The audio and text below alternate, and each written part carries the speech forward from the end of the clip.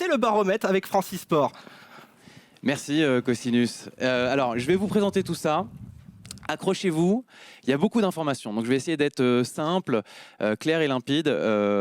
C'est un baromètre qu'on fait chaque année, ça fait 4 ans. Donc ça nous permet encore une fois de voir l'évolution sur plusieurs années de la tendance, de la pratique et de la consommation de l'e-sport. Donc c'est un sondage qui est fait en partenariat avec Médiamétrie qui opère les formulaires et permet d'avoir vraiment des indicateurs très fiables.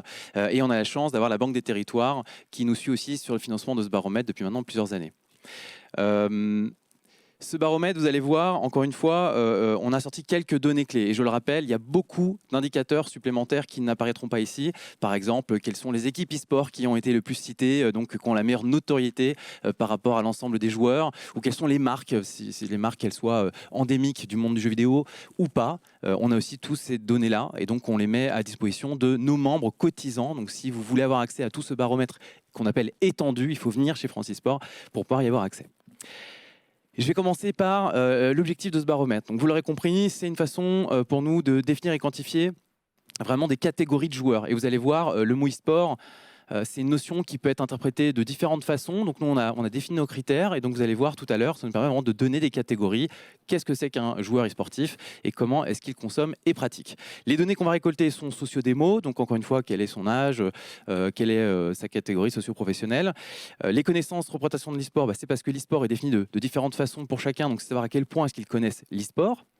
La consommation des compétitions, c'est à quel point vous regardez ou les joueurs regardent de l'e-sport. La modalité de pratique, comment est-ce que vous le pratiquez. Et la santé des pratiquants, ça c'est un gros morceau. Et c'est une vraie nouveauté dans ce baromètre de cette année. Chaque année, on essaie d'incrémenter et d'aller plus loin sur des éléments très importants pour notre secteur. Et donc notre responsabilité en tant qu'association qui veut fédérer et faire grandir l'e-sport, c'est aussi d'accompagner les joueurs dans leur pratique sur la durée. C'est avoir une carrière de joueur e-sportif. C'est aussi prendre soin de son outil en fait lorsqu'on joue. Si je suis un professionnel et que je joue tous les jours pendant des heures et des heures, et ben en fait ma santé a énormément de choses à me raconter sur comment je dois en prendre soin, qu'est-ce que ça nous dit comme indicateur clé pour grandir avec. Voilà. Donc pour construire une carrière long terme, il faut savoir quel est l'impact sur la santé. La méthodologie que vous retrouvez ici, c'est important de savoir que ce sont 2 échantillons. Le premier est de 4573 répondants. C'est un très grand volume d'échantillons, un des plus grands qui existe dans le monde. D'ailleurs, je ne l'ai pas dit, mais le baromètre est un très grand outil qui intéresse beaucoup le monde entier parce qu'on est à peu près les seuls à faire cette densité d'informations avec autant d'exigences. Et donc, on est regardé. Donc, chaque année, on nous demande ces indicateurs. Donc, je disais échantillon principal, gros volume, qui nous permet d'avoir des vrais volumes d'ensemble. Donc, quand on parle de joueurs, surtout le casual, le joueur grand casual, en fait, c'est là-dessus qu'on va le retrouver. Alors que l'échantillon secondaire, qui est vraiment adressé à des joueurs qui pratiquent en tant qu'amateurs, donc déjà très grands consommateurs d'e-sport, ça nous permet d'avoir un peu plus de finesse sur ces répondants qui sont plus difficiles à atteindre dans un échantillon classique. Voilà. Et donc la nouveauté, c'est donc les questions qui sont dédiées à la santé. Voilà une donnée que vous devez retenir. La première chose, c'est 9 400 000 personnes sont consommateurs ou pratiquants d'e-sport en France, soit 19% des internautes. C'est une sacrée évolution par rapport à l'année dernière. C'est 17% d'évolution. C'est 1,6 million de plus. Donc pour nous, ça nous donne le sentiment que, encore, et vous le verrez par d'autres indicateurs, il y a cette tendance de progression, surtout de la consommation, et vous le verrez, qui est importante, qui ressort de nos chiffres. Vous voyez en dessous 3 indicateurs importants, parce qu'encore une fois, on a bien scindé le type de consommation. Le consommateur qui regarde, il y en a 5,2 qui consomme uniquement, 2,6 qui consomment et pratiquent, et 1,6 qui sont vraiment que des pratiquants et qui ne regardent pas. Là, encore une fois, si on devait parler d'évolution en termes de tendance, la data qui est au centre, donc le 2,6 millions de consommateurs et pratiquants, il y a une évolution de 600 000 personnes. C'est énorme, ça fait 23% de progression. Pareil sur la partie uniquement pratiquants, on a 18% d'augmentation. Donc c'est quand même des sacrées évolutions que l'on peut palper cette année. De notre baromètre va ressortir 3 grands profils. Les joueurs grand public, eux, ils font ni de partie classée, ni de compétition. Donc eux, éventuellement, ils regardent de l'e-sport, mais c'est tout ce qu'ils font. Et ils jouent à des jeux, ce qu'on appelle des jeux d'affrontement. Donc les jeux d'affrontement, ce sont, on va dire que la personne qui est dans cette catégorie, c'est celui qui joue à FIFA avec son pote dans son salon, il va se reconnaître dans cette catégorie. Quand on est dans un e-sportif de loisirs, cette fois-ci, on joue dans un classement qui est proposé dans le jeu, mais je ne fais pas de compétition. Ça peut être, je joue toujours à FIFA avec mon pote, mais en fait, cette fois-ci, je vais jouer dans une partie classée. Donc, si vous jouez à n'importe quel jeu et que vous rentrez dans un tableau de score, le fameux leaderboard, bah, vous commencez à rentrer dans cette case. Donc là, on rentre dans les e-sportifs loisirs. Et si vous êtes vraiment un féru, un assidu et que vous allez jusqu'à vous inscrire à une compétition, vous faites donc des classements en ligne et vous inscrivez à une compétition, bah vous rentrez dans la case des e-sportifs amateurs. Je vais revenir sur la première case. Celle qui descend un tout petit peu, on a une toute petite baisse non significative de 600 000 personnes, mais sur l'ensemble, c'est pas énorme. Ce qui est important, c'est de voir ici que la répartition genrée n'a pas du tout évolué depuis quelques années dans notre baromètre. On est sur à peu près une équivalence homme-femme, à peu près 50-50, et chaque année, c'est à peu près la même chose. Pareil, ça ne change pas en termes de proportion de jeunes, de 15-34, on est toujours autour de 48%, c'est à peu près dans ces eaux-là. Et la catégorie socio-professionnelle supérieure est toujours aussi un petit peu la même, autour de 36, donc pas de nette évolution. L'e-sportif de loisirs, c'est là où on a une grosse montée en puissance sur cette case-là. C'est-à-dire qu'en termes de volume, les 2,7 millions que vous voyez ici, il y a une augmentation de 22%. Donc ça veut dire que de plus en plus de gens ont franchi la barrière de je joue simplement à un jeu d'affrontement en me divertissant. Cette fois-ci, j'ai envie d'avoir un classement, j'ai envie. Donc c'est une forme de passage à l'acte vers un peu plus d'intensité de jeu, vers des classements et donc un affrontement plus affirmé. Et on retrouve pareil, comme les baromètres précédents, si vous nous avez suivis, une façon de la répartition genrée qui est toujours un peu la même, 65-35, et on bascule, vous voyez, au fur et à mesure, de plus en plus vers une pratique masculine. Pareil, sur un public de plus en plus jeune, on arrive à plus de la moitié des Français qui sont dans cette case-là, et 32% de CSP+, pareil, sont des chiffres qui ne bougent pas. Dernière catégorie, et je finis, donc celle qui est la plus engagée. Là aussi, une nette évolution. On a 20% d'augmentation sur cette catégorie-là. C'est très important. Donc on passe à 1,5 million d'e-sportifs amateurs.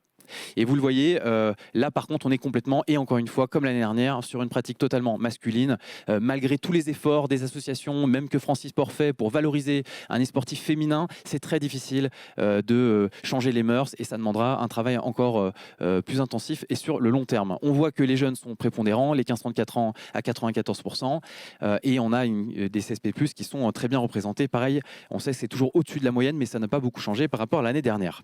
Voilà. Donc ça, c'est 3 grandes catégories, ça nous dresse un premier portrait.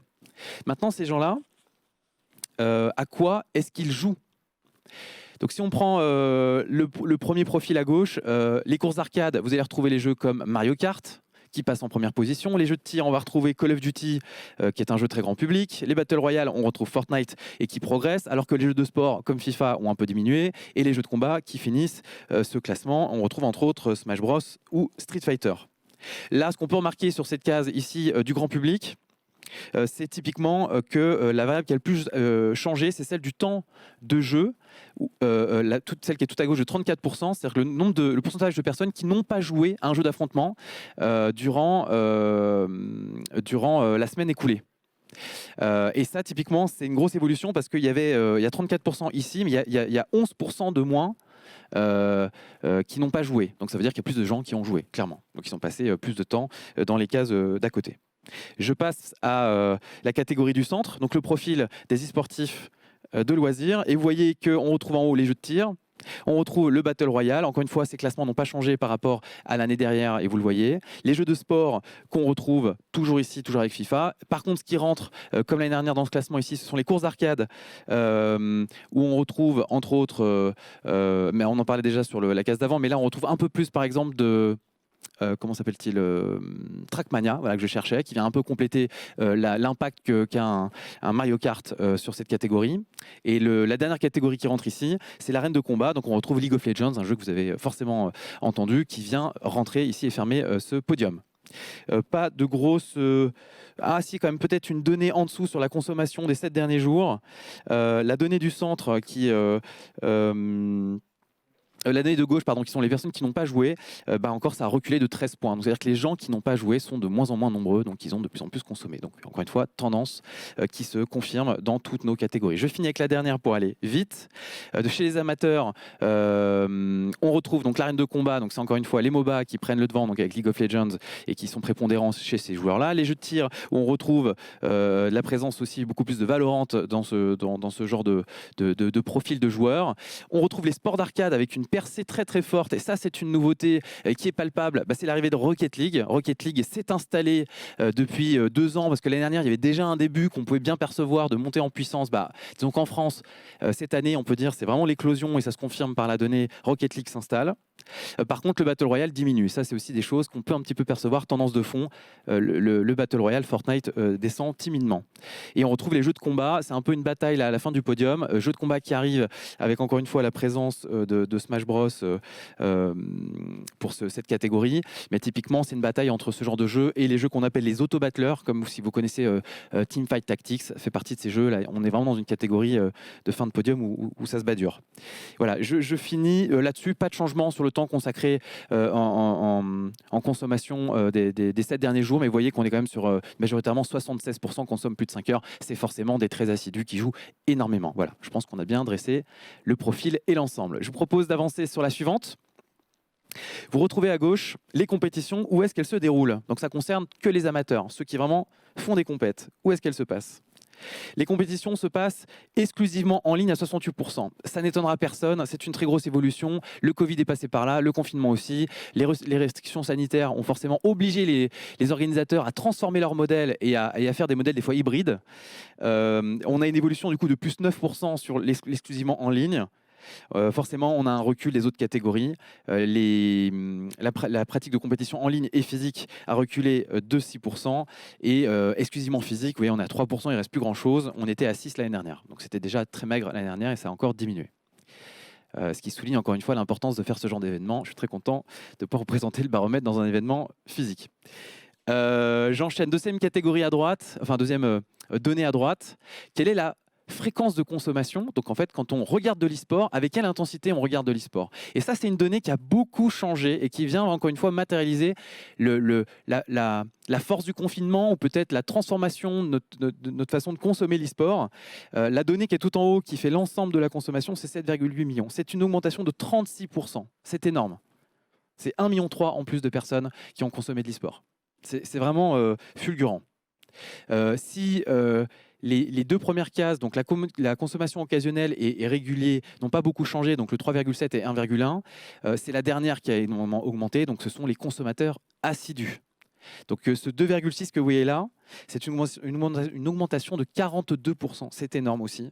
C'est plus 1,1 million de personnes qui ont passé qui ont au moins regardé de l'e-sport une fois par semaine. C'est vraiment une fois par semaine, c'est-à-dire qu'on rentre vraiment dans une consommation de l'e-sport intensive, parce qu'on s'intéresse de plus en plus aux compétitions. Je pense que si vous avez suivi les compétitions, vous connaissez un peu l'e-sport, vous savez que maintenant, toutes les semaines, il y a une énorme offre de compétitions qui vous permet vraiment de suivre ça comme des feuilletons tout au long de l'année. Donc on peut encore une fois se le dire ici, on palpe bien la migration d'un comportement soit sans compétition vers de la compétition, ou un comportement de consommateur qui regarde de temps à autre. Donc c'était plutôt je regarde une fois par mois, ou je regarde entre une fois par mois et une fois par semaine. D'un seul coup je regarde beaucoup plus souvent parce que les feuilletons sont passionnants, et parce qu'aussi j'ai peut-être plus de temps et envie de regarder ça. On a parlé du volume de ce qu'il regarde. Maintenant, qu'est-ce qu'il regarde et à quel endroit il le regarde? Donc c'est ça qui est hyper intéressant pour suivre un petit peu les grandes trajectoires. Vous voyez que sur la partie des joueurs grand public, on voit ici qu'il n'y en a que 40% qui sont consommateurs, mais bon, on est sur un tel volume de masse que c'est déjà énorme. Là, peut-être la plus grosse progression, c'est un peu plus de télé. J'ai plus exactement le volume, mais la télé a un peu progressé face à cette cible-là. Et c'est le seul indicateur qui augmente. Mais vous voyez que majoritairement, c'est la télé qui est le premier canal sur lequel ils vont regarder. Ce qui va nous intéresser aussi plus bas, au-delà du temps de visionnage qui n'a pas beaucoup changé par rapport à l'année dernière, c'est plutôt en dessous les jeux qui sont suivis en compétition. On retrouve un FIFA qui est remonté à la première place, avec un Warzone Call of Duty qui monte aussi, et Fortnite qui descend. Donc la trajectoire où on se disait tout à l'heure, il y a une espèce de trajectoire de fond où les Battle Royale comme Fortnite sont un tout petit peu en train de descendre, bah, c'est un petit peu palpable dans ces chiffres-là. League of Legends qui reste toujours assez haut dans les classements de visionnage, et une entrée pas vraiment significative, mais de World of Warcraft. C'est un peu la bataille, là, pareil, sur cette dernière place, entre World of Warcraft et Minecraft. L'année dernière, c'était Minecraft. Bon, c'est peu significatif, mais tout ça pour dire que vous avez là un podium qui montre bien une trajectoire de certains qui montent et d'autres qui descendent. Je continue sur la catégorie des e-sportifs loisirs au centre. Là, on a pas mal de données qui ont évolué par rapport à l'année dernière. Déjà, le nombre de consommateurs. On a une évolution de plus 5 points. Donc ça, encore une fois, on voit bien qu'on est passé d'un comportement, j'allais dire entre guillemets, peut-être un peu plus passif, de pratiquant, à celui qui d'un seul coup devient aussi celui qui regarde. Et donc je suis les feuilletons, en même temps peut-être que je joue. Sur place, on a une évolution. Vous voyez la flèche, encore une fois, qui nous indique qu'il y a une évolution qui est palpable. Les 14% sur place ont augmenté de plus 6%. Donc c'est beaucoup, encore une fois. Même si ce n'est pas encore le premier endroit où ils consomment de l'e-sport, ils sont allés plus sur événements. Malgré le fait qu'il y en ait moins, ils y sont quand même allés. Sur Internet, 17%, ça n'a pas beaucoup évolué. Et la télé a encore progressé. La télévision a fait plus 8. Donc c'est encore une fois un média sur lequel les chaînes spécialisées ou les chaînes grand public ont su peut-être de plus en plus réussir à intéresser sur la thématique des jeux vidéo, et entre autres les jeux vidéo d'affrontement. En dessous, pareil, sur le temps consacré la semaine dernière à consommer de l'e-sport, il n'y a pas de grands changements. Là, ce qui est plus important, c'est que vous voyez qu'on passe de je ne regarde que peu dans la catégorie avant l'e-sport à maintenant je regarde moins de 5 heures. Ils sont 60% à regarder moins de 5 heures d'e-sport. Et on voit que ça commence à s'installer. Les jeux changent aussi pour cette catégorie. FIFA est remonté. Pareil, FIFA était descendu depuis plusieurs années dans le baromètre. Là, il est reparti en pole position. Un Fortnite qui reste deuxième, mais il y avait quand même une petite tendance vers le bas, avec un League of Legends qui était très haut et qui a un peu redescendu. On retrouve Warzone en quatrième place, qui a perdu une place. Et on retrouve Rocket League qui est là et qui a remplacé, entre autres, Overwatch, qui était dans ce podium et qui en est complètement sorti. Je finis avec la dernière catégorie, celle des e-sportifs amateurs, les plus assidus. Donc là, ils sont tous consommateurs d'e-sport. Vous voyez que là, pour le coup, le temps de visionnage est implacable. La moitié moins de 5 heures, la moitié plus de 5 heures. Donc c'est de la vraiment grosse consommation de médias e-sport. Là, pour le coup, vous voyez que le basculement se fait essentiellement sur Internet. 81%, c'est indéniable. La télé, forcément un peu moins présente que par rapport aux autres catégories. Et sur place, c'est forcément, comme c'est un public assidu, va se rendre sur place à 44%. Là, en termes de jeu, ce qui a changé pour terminer, on retrouve un League of Legends qui est en haut et qui est indétrônable, très difficile avec autant de chiffres et de longueur d'avance de le détrôner. On retrouve un Counter-Strike qui est en deuxième, Rocket League qui continue à monter, donc palpable aussi du côté des sportifs amateurs, ça semble logique. Valorant qui perd un petit peu face à la montée en puissance de Rocket League, et on retrouve Smash Bros, je vais y arriver, en cinquième. Là, on va arriver à un nouveau morceau de notre baromètre. Et c'est un moment qui est très important pour nous, parce que je pense que quand je vous disais, on a une responsabilité en tant qu'association qui fédère le secteur et qui est aussi l'interlocuteur des pouvoirs publics, c'est qu'on se doit d'apporter vraiment une lecture, une grille de lecture pour comprendre où en est la pratique aujourd'hui et quels sont les comportements des joueurs face à leur santé. Et c'est aussi très important face à ceux qui veulent construire une carrière professionnelle de savoir dans quoi est-ce qu'ils s'engagent. C'est-à-dire qu'est-ce que provoque aujourd'hui le fait de jouer dans des compétitions et de certaines fois surconsommer du jeu vidéo pour pouvoir atteindre le meilleur niveau. La première chose, c'était important de parler d'abord de l'indice de masse corporelle. Vous voyez que la moyenne est à 25,4 et en fait les sportifs de loisirs sont à 24,6. Et les sportifs amateurs sont à 23,5. Donc là, déjà, ça déconstruit un espèce de schéma préconçu qui serait de dire les joueurs, on a une image de quelqu'un qui ne va pas prendre forcément soin de sa masse corporelle. Et en fait, là, on voit bien qu'ils sont en dessous de la moyenne. Donc déjà, c'est un indicateur qui montre que pour atteindre un certain engagement et une assiduité dans le jeu, il faut quand même avoir un certain équilibre, en tout cas sur cet indicateur de masse corporelle. Dans les habitudes de jeu, et là c'est encore une fois une première, c'était hyper intéressant d'avoir cette granularité d'informations, c'était qui, en termes de pratiquants et sportifs, fait un échauffement régulier avant de jouer. Donc ça peut être se bouger les mains, ça peut être en fait c'est n'importe quoi qui est considéré comme un échauffement. Et vous voyez que là les sportifs de loisirs sont à 6% et amateurs sont à 11%. Et ça montre encore une fois, et vous voyez déjà en voyant les datas qui sont en dessous, que plus on a une pratique assidue, plus on se sent peut-être responsable d'avoir des gestes pour prendre soin de sa pratique. La deuxième chose, ce sont les pauses régulières, et vous le savez, les jeux font de plus en plus la promotion des pauses pour éviter la fatigue oculaire et éviter la fatigue, les maux de tête qui peuvent être provoqués lors des sessions de jeu très très longues. Et bien là on le voit bien, c'est-à-dire qu'un e-sportif amateur a peut-être totalement pris conscience que faire une pause après sa deuxième partie est peut-être essentiel pour devenir meilleur sur la troisième. C'est bête, mais là ça semble palpable. Alors encore une fois, je vous traduis ça, on le verra dans la durée comment ça s'installe sur ce baromètre, mais c'est ce qui ressort là. Les sportifs de loisirs donc, font une pause à 15%, et les sportifs amateurs sont à 38%. L'écart est quand même énorme, et ça montre bien une forme de responsabilité quand on a un espèce d'engagement à haut niveau. Et les étirements réguliers, on est à 5% pour les sportifs loisirs et 7% pour les sportifs amateurs.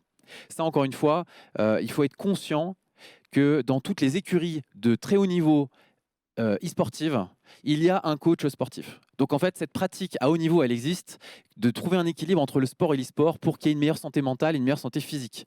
Là, c'est important de rappeler à tous ceux qui nous regardent ou à ceux qui sont concernés par la pratique de savoir que c'est important cet équilibre parce que ça permet de maintenir des performances et un meilleur équilibre de jeu.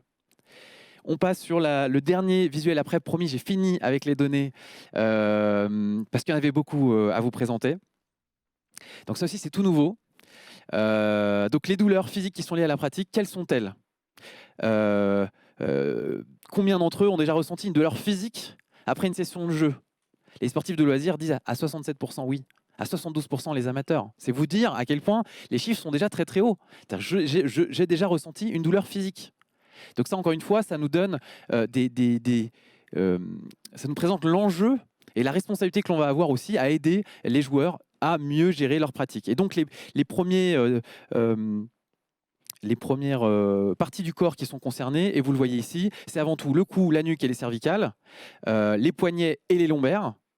Et là, c'est pareil, ça déconstruit un petit peu le mythe de croire qu'un joueur, parce qu'il utilise beaucoup ses doigts, ce sont les doigts qui vont être d'abord les premiers impactés. En fait, c'est avant tout la posture du dos, la posture des cervicales. Donc, en fait, la hauteur de votre écran et la chaise que vous allez utiliser sont très importants pour avoir une meilleure pratique dans le jeu vidéo. Et forcément, la hauteur de la chaise va avoir un impact sur votre poignet. Donc, en fait, on retrouve ici tous les indicateurs de faites attention à votre posture lorsque vous jouez. Et ça, on verra l'évolution avec le temps, si on est capable, en tant qu'association et toute personne qui font de la prévention, de bien accompagner les joueurs dans leur pratique. Je termine avec la dernière donnée. Les problèmes qui sont liés, qui sont les problèmes visuels, donc vraiment comment mon œil et mes yeux sont impactés suite à la pratique. Et là, vous voyez que ceux qui ont déjà rencontré un problème visuel, là aussi, c'est très très haut, hein, 53% des sportifs loisirs et 67% des sportifs amateurs, mais parce qu'en fait, il y a une tendance aussi à avoir des sessions de jeu qui sont assez longues, donc forcément, il y a une fatigue. En plus, ce sont des fois des comportements qui peuvent traîner un peu tard le soir, donc la fatigue plus le soir, avec les différentiels de luminosité, ça peut aussi s'expliquer. Et là, on retrouve en premier facteur les maux de tête, très très haut, très important. Derrière, en deuxième donnée, on voit les yeux rouges et les yeux secs. Voilà, donc après, il y a un petit différentiel impactant entre le picotement ressenti des sportifs loisirs et des sportifs amateurs. Très difficile de traduire réellement. Pourquoi? On verra si sur le long terme ça se traduit. Peut-être là encore que le fait de faire plus de pauses en tant qu'e-sportif amateur, c'est prendre conscience qu'il faut un tout petit peu, surtout que si vous avez lu la donnée, c'était faire une pause et se déplacer. C'est vraiment sortir de l'écran pour faire une pause, un vrai break, avant de repartir dans la pratique. Voilà, je crois que j'ai fait le tour. Je ne pense pas dire de bêtises, je pense que c'était le dernier. Voilà, je voudrais juste peut-être remercier tous ceux qui permettent à ce baromètre d'exister, parce que je pense que c'est important de le rappeler. Donc je voudrais remercier tous ceux qui sont adhérents, cotisants de Francisport, et même les adhérents qui sont joueurs et qui ne payent pas pour venir dans l'association. En fait, c'est très important d'avoir un collectif qui est très très fort et gros, parce que plus on est gros et plus on a du poids dans les échanges avec les pouvoirs publics et plus on a des moyens pour vous aider à avoir une pratique plus saine. Donc vraiment, je remercie tout le monde et bien sûr la Banque des Territoires qui nous aide chaque année à développer ce baromètre. Voilà.